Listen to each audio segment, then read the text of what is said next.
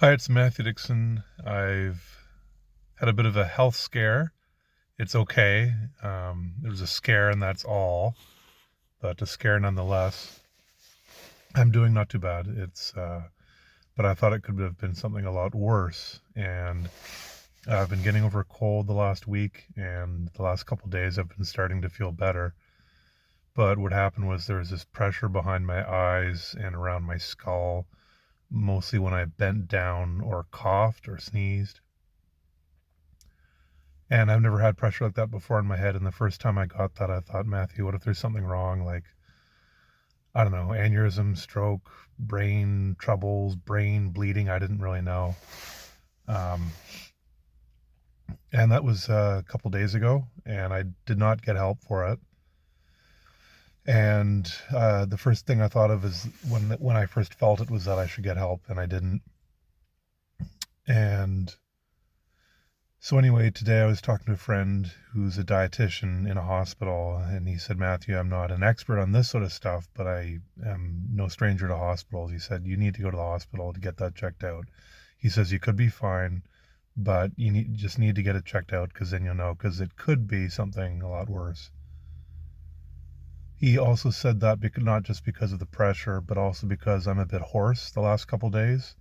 You might be able to hear it in my voice a little bit.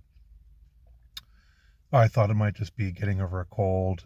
I don't know, but it happened. The hoarseness and the pressure in my eyes came on at the same time the last couple of days of my cold, where I was actually starting to feel a lot better. The last couple of days, my cold's pretty much not entirely gone, but like 95% gone the last couple of days. So I just thought was odd that those two things would happen at the end of the cold. So you could argue, well, maybe it was a stroke or something happening, just happened to be at the end of your cold. So anyway, I got some friends to take me up to the hospital, and they did tests on me. They didn't do a scan of my brain or anything, but they did just other tests. My blood pressure is up. My blood pressure is usually in the low but healthy range, and it was above normal, not super above normal, but above normal a bit. And that could be just because of fighting a cold too. So I need to find out what my normal blood pressure is these days anyway. I haven't checked it for years, really. After I'm better, after this cold goes away and whatnot. But what they said I've got is sinus congestion, which is what I thought I had anyway. So I did go and get it checked out, but a paramedic friend of mine said when I told her I was going to the hospital today, she said, "What happened?" Because she didn't know. She said, you need to get that checked out stuff out immediately. She says, the longer you wait, the worse it can be. So I was kicking myself for not going earlier. I was trying to think, why? Why didn't I not go earlier to get that checked out? And I've had such a long history of hiding my symptoms of mental health from people for decades, 30 years. I'm just so used to suffering silently. I'm so used to having people not be able to do anything to alleviate my pain. Just take a pill and hopefully maybe years later it will go away. I've had a long, long history of that. I've had a long history of spending a lot of time alone against my wishes. I'm more of a people person anyway. I'm kind of a quiet extrovert, I guess you could say. I do enjoy being around people, and I just didn't get as much time as I wish I had for the last 30 years. And anyway, it's so I've just spent a lot of my time alone. I do see people now and then, and with the internet now, I talk to people online. But a good bulk of my time the last 30 years, if you chunked it up hour by hour, was spent alone, out of sight of people. I worked at a fairly solitary job for 20 years. So there's been people around. I haven't been out on the Arctic tundra with the muskox the last 30 years. There have always been people around. I haven't been that far away, but you get thinking, how much does being 10 feet away from someone in an office, not being able to see them, how much does being 20 feet away from people or 50 feet or 100 meters away from people in your car somewhere, how much does that count for for social isolation and engagement. So I challenge people or encourage people to see how much time you're spending alone, hour by hour. How many people are you interacting with? How many people can physically see you and know you're there and acknowledge you, or at least see you? So, because I know growing up when I was healthy, I didn't mind being alone that much. Although I wasn't, I had a family, was at school every day, hung out with my friends after school. I had alone time, but yeah, it's, anyway, a bit of a tangent there. But so my recommendation to you is, so I'm thinking, well, anyway, this is what I was thinking. Well, what if it is, as I was going up to the hospital and before they tested me, I said, well, what if this is a stroke? What does this mean?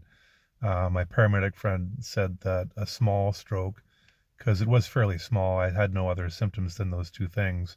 And there are other signs of a stroke, which I didn't have. But say it was a mini stroke or something, because people said, you can have a mini stroke and people don't really notice. I and I'm no expert. Question everything I'm saying. I could have been hearing things wrong today. From what people have said, it's kind of been a bit of a bewilderment of new information for me. But I got thinking, what if something, what if I do have a stroke and I'm severely disabled for many years or however long, or at least many months? I mean, even that's a chore for a lot of people. So I got thinking, well, I need to eat better. I need to stop eating junk food. I have a real sweet tooth. I try not to eat much of it, but I just need to cut it out more. I've been thinking, and I've been posting and writing about this online in recent weeks, is just better health, better food, more organic food, more vegetables, fruits. That's been in my mind anyway the last month or so.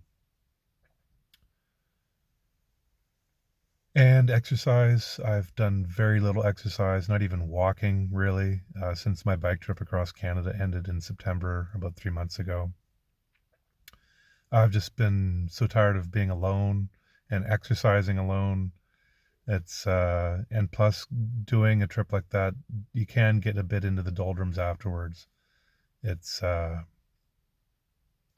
it's tough. It's tough to come back to real life. And because you're sort of on a high for that period of time. So, plus I wanted my body to heal. My wrists and my knees were sore. So I didn't want to do any biking, but I didn't even really do any walking or running. And that's my own fault, you could say. But I've just been tired of I enjoy working out, going to the gym, running, all that sort of stuff. I enjoy it.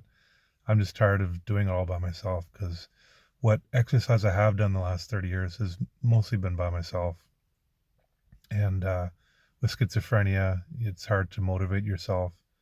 So, anyway, lessons learned from this for you: take care of yourself. Here's another health scare, quasi health scare, although everything turned out okay. They said I've got sinus congestion left over from the cold. It should take a day or two, maybe a week at the most, to disappear. She said it could last longer than that. It could turn into something more viral and then get worse. But overall, it should go away within a week. So that was awfully good news. I was relieved. I wasn't anxious beforehand going in. I wasn't scared. I was just kind of kicking myself a bit for not going in sooner. And also thinking about, well, what does this mean? So I wasn't anxious. I didn't really have super intense emotions around it at all, really. It was quite calm, to be honest. But when she said it's a sinus congestion after the doctor went through all the tests,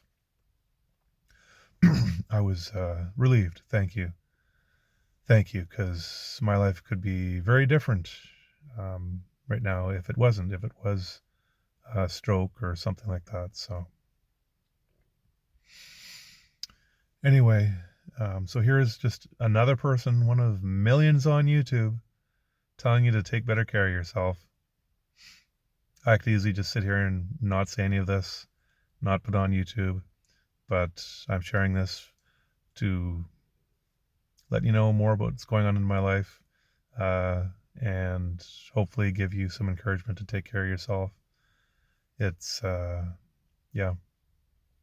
And also to make me feel a bit less lonely, to have you guys to talk about it with. So Thank you. And I don't want to sensationalize this too much. I just, because it's not that big a deal anymore, but leading up to it, it is a big deal. You're thinking, oh my gosh, what could happen? So yeah, anyway, that's my day.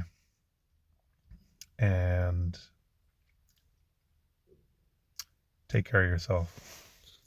Talk to you later.